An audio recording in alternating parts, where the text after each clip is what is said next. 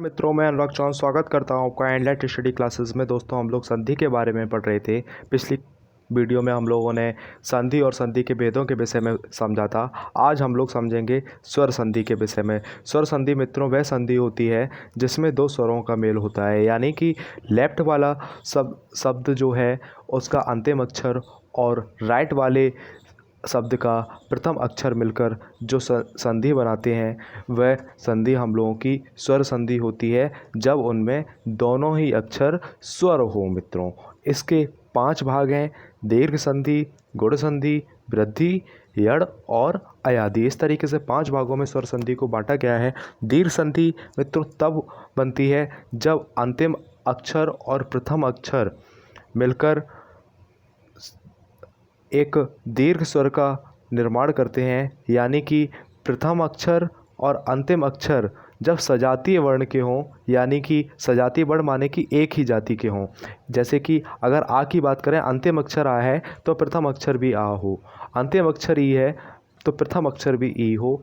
इस तरीके से जब समान जाति के स्वर मिलकर किसी संधि का निर्माण करते हैं तो उनमें दीर्घ स्वर मिलकर बनता है उच्चारण के तौर पर। जैसे कि जब आ और आ मिलता है तो बड़ा आ, छोटा ई हो, बड़ा ई हो, या बड़ा ई हो, छोटा ई। इस तरीके से कोई भी इनमें से चारों में से कोई भी कॉम्बिनेशन बनाते हैं तो उच्चारण में बड़ा ई ही आता है।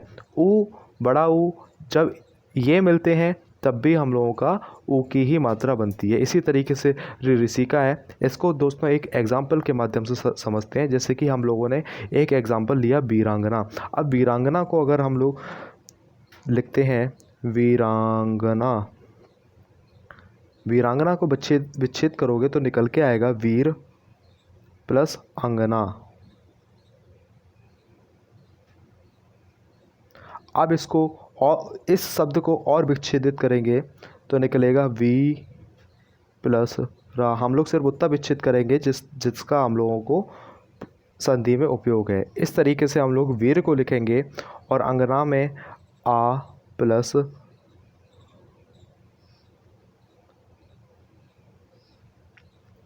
इस तरीके से यह निकल के आया। जब आ और आ मिले तो मात्रा बनी आ की। इसमें आपका ये वाला आ और ये वाला आ दोनों परिवर्तित हो गए बड़े आ में, यानी कि अब रा में मात्रा छोटे आ की नहीं बल्कि बड़े आ की लगेगी। तो इस तरीके से शब्द निकल के आएगा हम लोगों का वीरांगना। मेरे ख्याल से मित्रों आप लोगों को यह समझ में आया होगा। अब देखते हैं मित्रों इसी तरीके से आपका रविंद्र। रविंद्र की बात की जाए तो इसमें मात्रा है रवि, मतलब कि वाह में छोटी ई की मात्रा, और इंद्र, इंद्र यानी छोटा ई।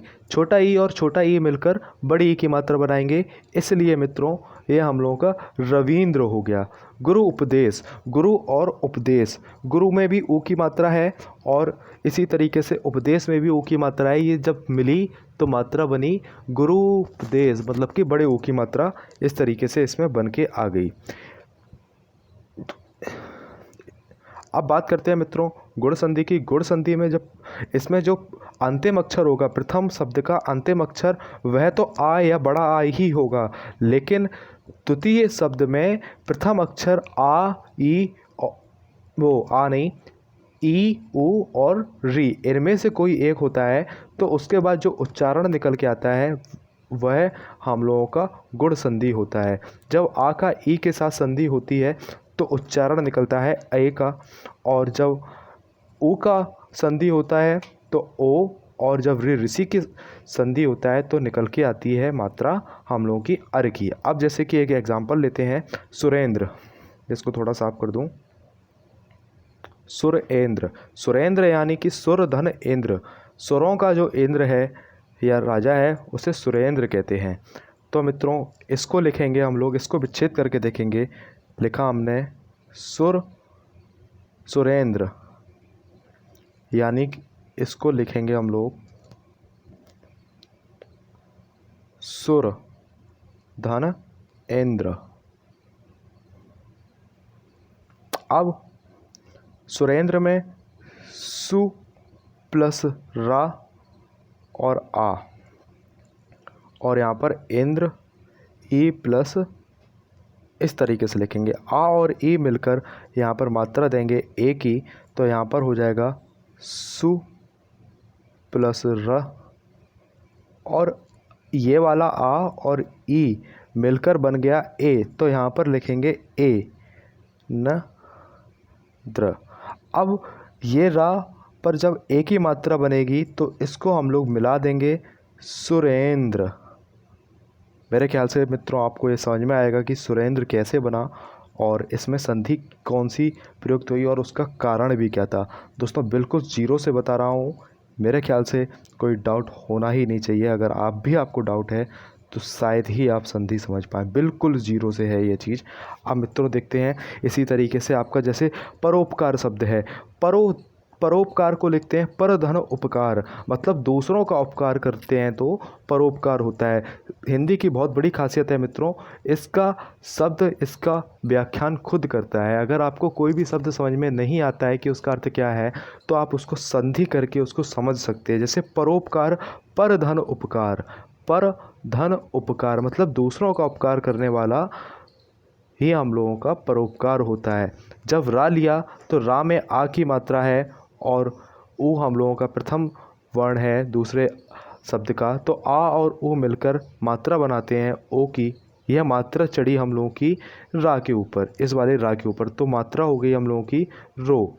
परोपकार, इस तरीके से परोपकार शब्द बना। इसी तरीके से महर्षि की बात करें तो महाधन ऋषि, महाऋषि में आ और ऋषि मिलकर मात्रा देते हैं अर की, तो महाधन ऋषि हो गया महाअर्षि, महर्षि। इस तरीके से ये महर्षि शब्द का निर्माण हो गया। अगर आपको समझ में ना आया हो तो मैं आपको दोबारा भी समझा दूंगा, आप कमेंट में लिखकर बता सकते हैं, मैं आपको पर्सनली समझा सकता हूँ। इसके बाद मित्रों बात करते हैं वृद्धि संधि की। वृद्धि संधि में भी मित्रों जो अंतिम अक्षर होगा प्रथम शब्द का वह तो आ होगा, लेकिन दूसरे शब्द का जो प्रथमाक्षर होगा वह हम लोगों का ए ऐ ओ औ में से होगा। जब आ का ए और आई में से किसी के साथ संधि होती है तो मात्रा निकल के आती है आई की। इसी तरीके से आ की जब ओ और औ से संधि होती है तो मात्रा निकल के आती है हम लोगों की औ की, यानी कि इसकी जो ध्वनि है उसमें वृद्धि होती है, चाहे छोटा हो या बड़ा, लेकिन इनके मिलने से संधि होने के बाद जो उच्चारण निकलता है उसमें वृद्धि होकर बड़ी मात्रा निकल के आती है। यानी कि ए होगा तब भी अय आएगा और अय होगा फिर भी अय ही आएगा, ओ होगा तो औ आएगा और औ होगा तो औ ही आएगा। हाँ, इसी तरीके से देखते हैं मित्रों, जैसे लिखा है एक शब्द इसमें उदाहरण में दिया है एक एक को अगर हम लोग संधि करेंगे तो निकल के आएगा एक धन एक। एक धन एक को देखें अगर तो का में आ की मात्रा छुपी है और एक में का ए है ही, आ और ए मिलकर एक आई की मात्रा देंगे तो इस तरीके से ये बन जाएगा हम लोगों का एक क। समझ में आया मित्रों। बनौषधि को अगर हम लोग देखते हैं, इसको विच्छेद करेंगे तो वन धन औषधि ये निकल के आएगा, यानी कि वन में भी आ छुपा हुआ है मित्रों। अगर ये आपको संधि का विच्छेद समझ में ना आ रहा हो मैं कहाँ से आ ले आता हूँ, तो इसके लिए मैंने जब वर्णमाला समझाया था पिछले वीडियो में, आप उसको देखकर समझ सकते हैं कि यह शब्द मैं कहाँ से लेकर आता हूँ। वहाँ इसको मैंने थोड़ा डिटेल में समझाया था मित्रों। वीडियो लंबी हो जाएगी इसलिए मैं आपको इस समय नहीं समझा सकता हूँ, आप पिछले वीडियो को देख सकते हैं। अब इसमें भी आ छुपा हुआ है, आ में औ, ये मात्रा जब हम लोगों ने जोड़ी तो निकल के आया औषधि की मात्रा औ। अब इस औ को जोड़ेंगे हम लोग ना के साथ तो बनेगा बनौषधि। इस तरीके से हम लोगों का शब्द बना बनौषधि। मेरे ख्याल से मित्रों आपको दीर्घ संधि, गुण संधि, वृद्धि संधि जो तीनों संधियां मैंने आपको समझा दी हैं, इसमें कोई भी डाउट नहीं रहा होगा, तीनों चीज़ें आपकी क्लियर हो गई होंगी। अब बात करते हैं दोस्तों यड़ संधि की। यड़ संधि में क्या होता है मित्रों, अंतिम अक्षर जो है प्रथम शब्द का वह या तो ई होगा या ऊ होगा या ऋषि होगा। छोटा ई, छोटा ऊ, बड़ा ऊ और रे ऋषि, इनमें से कोई भी शब्द हो सकता है, इनके अलावा कोई शब्द नहीं होगा। और इसकी शर्त ये होती है जो दूसरा शब्द है वह असमान स्वर के साथ होगा, यानी कि अगर ई वाला प्रयोग हम लोग ले रहे हैं तो दूसरे शब्द का प्रथम अक्षर में ई नहीं होगा। उसके अलावा कोई भी स्वर हम लोगों का यदि आता है तो वह उच्चारित करेगा या की मात्रा। किसकी मात्रा मित्रों? या की मात्रा। लेकिन इसमें एक खासियत और है। अभी तक हम लोगों ने वृद्धि संधि, गुण संधि और दीर्घ संधि, इन तीनों में यह समझा था कि इनमें ये दोनों वर्ण मिलकर एक नए वर्ण का निर्माण करते हैं और उसी का उच्चारण हो जाता है। यहाँ पर पहला अंतिम अक्षर और प्रथम अक्षर, इन दोनों का लोप हो जाता है, उसकी जगह पर तीसरा अक्षर आ जाता है। लेकिन यड़ संधि और अयादि संधि में ऐसा नहीं है मित्रों। इसमें अंतिम अक्षर और प्रथम अक्षर मिलकर एक नए शब्द का तो निर्माण करते हैं, लेकिन इसमें जो लोप होता है वो हम लोगों के अंतिम अक्षर का होता है, ना कि प्रथम अक्षर का। इसका तो लोप हो जाएगा, ये चीज़ तो नहीं आएगी दोबारा, लेकिन हम लोगों का असमान जो स्वर होगा, यानी कि जो दूसरे शब्द का प्रथम अक्षर होगा वह हम लोगों का आता है और ई के स्थान, यानी कि अंतिम अक्षर के स्थान पर इन शब्दों का इस्तेमाल हम लोग करते हैं। एक एग्जाम्पल के माध्यम से समझेंगे मित्रों। जैसे कि हम लोगों ने यहाँ पर लिया है इत्यादि। इत्यादि को लिखने के लिए मित्रों हम लोग लिखते हैं इति धन आदि। इत्यादि को विच्छेद करेंगे तो लिखे कि हम लोग इति धन आदि, इस तरीके से लिखेंगे ना मित्रों। अब इसको विच्छेद कीजिए, आ ता इत और ई की मात्रा इति आ गया, और आदि को अगर विच्छेद करेंगे तो आ धन ती, इस तरीके से लिखेंगे मित्रों। ई और आ मिलकर हम लोगों की क्या देंगे, हम लोगों को या की मात्रा, या की मात्रा। लेकिन इसमें इसका लोप हो जाएगा, इसका इस्तेमाल अब हम नहीं करेंगे, लेकिन ये वाला जो मतलब दूसरा शब्द था उसका प्रथम अक्षर है उसको हम एज इट इज़ यूज़ करेंगे, यानी कि आ का इस्तेमाल हम लोग या के साथ करेंगे। और यहाँ पर दी, और यहाँ पर पहले क्या था, इत, ये ता हम लोगों का आधा है, हलंत लगा हुआ है मित्रों, याद रखिएगा। अब इसको देखिए मित्रों, अब इत में या जोड़ेंगे तो ये वाला जो ता था वो तो आधा ही रहेगा ना, क्योंकि इसमें कोई स्वर जुड़ा नहीं है। तो इत या, अब ये या जो आधा है इसमें मात्रा किसकी लगेगी, बड़े या की, यानी कि ये, और अंत में क्या लिखा हुआ है, दी।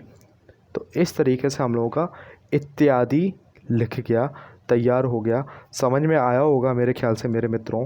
अगर समझ में नहीं आया है तो मैं एक और एग्जाम्पल लेकर आपको दोबारा से समझाने की कोशिश करता हूँ मित्रों। अब जैसे कि इसमें अगला उदाहरण हम लोगों का है स्वच्छ। स्वच्छ को अगर हम लोग लिखते हैं तो स्वच्छ, सु अच्छ, यानी कि सु धन अच्छ, जो अच्छे से भी अच्छा है उसको हम लोग स्वच्छ कहते हैं। अब सु को अगर विच्छेदित करें तो निकल के आता है सा धन उ। उसके बाद अच्छ को देखें तो आ धन च, स्वच्छ। अब उ और आ, उ और आ मिला तो मित्रों बनेगा वा। उ और आ, यानी कि उ अंतिम अक्षर और दूसरे अक्षर का प्रथम, दूसरे शब्द का प्रथम शब्द यानी अक्षर, यानी कि आ, ये मिलकर हम लोगों का बनाएगा वा, आधा वाला। अब ये वा किसके स्थान पे आएगा, ऊ के स्थान पर। ऊ का प्रयोग नहीं होगा, वा का प्रयोग होगा। लेकिन ये वाला जो आ है ये एज इट इज़ नीचे उतारा जाएगा, यहाँ पे अच्छा आ जाएगा, और ये आपका सा आधा है ही। जब सा आधा है तो इसको तो सा लिखेंगे।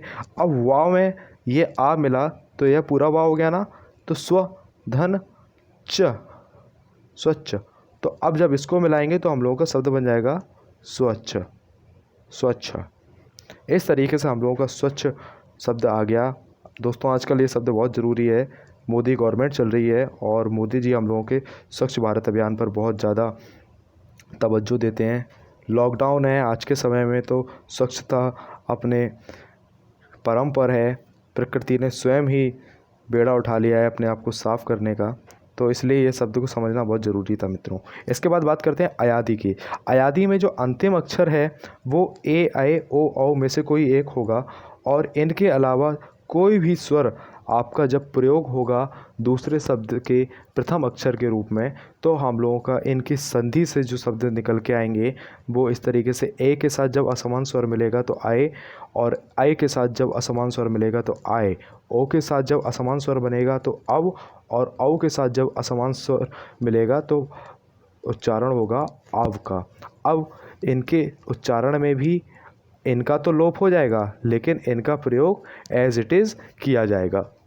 देखते हैं मित्रों एक उदाहरण के माध्यम से। जैसे हम लोगों ने लिया नयन और नायक, दो शब्द हैं यहाँ पर, नयन, नयन और नायक। अब इसको देखते हैं, यहाँ पर नयन के जब हम लोग देखते हैं तो नए धन अक, नए धन अन, और यहाँ पर जब हम लोग देखेंगे तो नए धन अक, इस तरीके से आएगा। अब नए को जब हम लोगों ने विच्छेद करेंगे तो नए प्लस ए और आ प्लस ना। अब इस ना को इसको हटा देते हैं, यहाँ पर प्लस लगाते हैं, ना थोड़ा खोल लेते हैं। अब इनको जब हम लोगों ने मिलाया तो मात्रा आएगी हम लोगों की अय की। क्या लिखेंगे इसको हम लोग मित्रों? अय, अय, ठीक है। अब अय तो होगा, लेकिन इस अय की ए के स्थान पर इसका इस्तेमाल करेंगे और ये वाला शब्द हम लोगों का एज इट इज़ इस्तेमाल में आएगा। यानी कि हम लोग न, अब ये आज छोटा वाला था तो ये ना हम लोगों का पूरा आ गया न, या के साथ अब ये वाला स्वर भी तो जुड़ेगा, तो इसलिए ये भी या पूरा हो गया और यहाँ पर नयन। इस तरीके से नयन शब्द हम लोगों का बन गया मित्रों।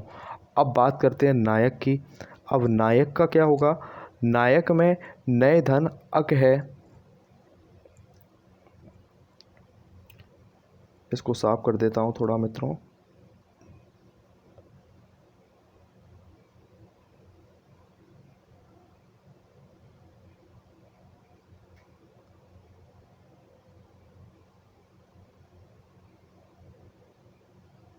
नायक लिखा हुआ है तो यहाँ पर मात्रा है नए धन अक की।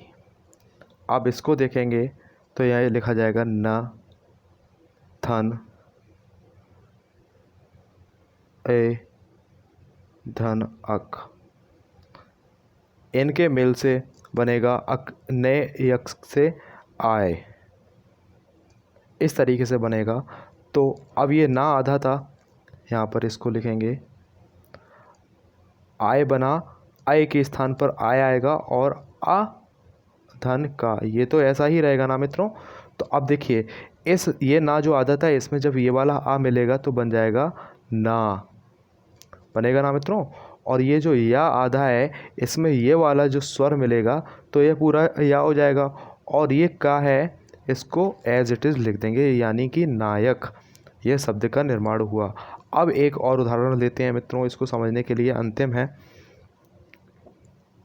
जैसे पवन, पवन शब्द लिया तो यहाँ पर लिखोगे प व न, इसको जब विच्छेद करेंगे तो आता है पौ धन अक अन, पौ धन अन। तो पौ वन में क्या होगा? पा, इसमें मात्रा छुपी हुई है ओ की, और यहाँ पर अन, आ धन ना। अब इन दोनों के मेल से बनेगा अब, अ व। अब इस अब का इस्तेमाल हम लोग ओ की जगह करेंगे, ओ का लोप हो जाएगा, उसकी जगह पे आ जाएगा अब। लेकिन आ ये है, इसको एज इट इज़ लिखेंगे आ धन ना, और पा पहले, जब ये पा आधा है इसमें ये वाला आ जुड़ेगा तो बन जाएगा पा पूरा, और वा आधा है इसमें ये वाला आ जुड़ेगा तो बन जाएगा वा पूरा, और ये ना ऐसा ही आ जाएगा और हम लोगों का बन जाएगा पवन, पवन। यानी कि पवन। पवन शब्द वायु के लिए इस्तेमाल होता है और समझ में आया होगा ये कैसे बना, पौ धन अन से। अब इसी में हम लोग बात करते हैं एक और उदाहरण की, जैसे पावन। पावन के लिए क्या है, इसमें दो मात्राएं आ जाती हैं, पौ धन अक। जब अक नहीं अन, पौ धन अन। अब पौ को खोलेंगे तो पा धन औ धन अन। औ और आ मिलकर बनाएगा हम लोगों का आए औ। तो पा में जब आ जुड़ा तो बन जाएगा पा, और ये अन ऐसा ही आएगा, और पा में बड़ा आ जुड़ा तो बना पा। वाह आधा था वाह लिखा, और इसमें ये वाला आ है, जोड़ने से ये जो हलंत था वो ख़त्म हो गया। बचा क्या मित्रों हम लोगों का, बचा हम लोगों का ना, तो पावन। इस तरीके से पावन बना हम लोगों का शब्द। उम्मीद है मित्रों आपको सारी स्वर संधि समझ में आई होगी। अब इसमें कोई डिफरेंस समझ में नहीं होगा। इतना याद रखना है, गुण संधि, दीर्घ संधि, वृद्धि संधि में अंत दोनों शब्द लोप होकर नए शब्द का मेल करते हैं, नए शब्द को उसकी जगह पर इस्तेमाल किया जाता है। वहीं यड़ संधि और अयादि संधि में अंतिम अक्षर का तो लोप हो जाता है, लेकिन उनके स्थान पर जो नए शब्द आते हैं उनके साथ में जो असमान स्वर हैं यानी पहले अक्षर हैं उनका इस्तेमाल जैसे क्या तैसा किया जाता है। उम्मीद है मित्रों आपको स्वर संधि समझ में आई होगी और अब इससे आपका क्वेश्चन कभी गलत नहीं होगा। थैंक्स फॉर वॉचिंग वीडियो मित्रों। आप लोग फेसबुक पर भी हम लोगों को लाइक कर सकते हैं। हम लोगों से जुड़े रहने के लिए, हम लोगों का नोटिफिकेशन प्राप्त करते रहने के लिए आप हम लोगों को सब्सक्राइब कर सकते हैं मित्रों। और थैंक्स फॉर वॉचिंग वीडियो। जय हिंद, वंदे मातरम। मैं अनुराग चौहान आपसे विदा लेता हूँ। अगली वीडियो में हम लोग बात करेंगे व्यंजन संधि की। और मित्रों व्यंजन संधि, विसर्ग संधि बहुत ही कठिन मानी जाती है, लेकिन मैं वादा करता हूँ आपसे जब अगली वीडियो हम लोग इसके बारे में देखेंगे तो उसमें आप कभी गलत ना करेंगे, ऐसा मेरा वादा है। और बड़े सरलता से आप लोग व्यंजन संधि और विसर्ग संधि को समझ लेंगे। 50 नियम नहीं, कुछ थोड़े से नियम हैं, उन्हीं नियमों पर बात करेंगे और आप लोग निश्चिंत रहिए, आप एक बार में ही सीख जाएंगे और बनाना बहुत ही आसान हो जाएगा व्यंजन संधि को भी और विसर्ग संधि को भी। जैसे आपको स्वर संधि समझ में आई है वैसे ही आपको व्यंजन संधि ही समझ में आएगी मित्रों। तो अंतिम बार मैं आपसे विदा लेता हूँ। मैं अनुराग चौहान फिर आपसे मुलाकात करूँगा अगले वीडियो में व्यंजन संधि के साथ। जय हिंद, वंदे मातरम, जय माँ भारती। घर पर रहें, सुरक्षित रहें। जय हिंद।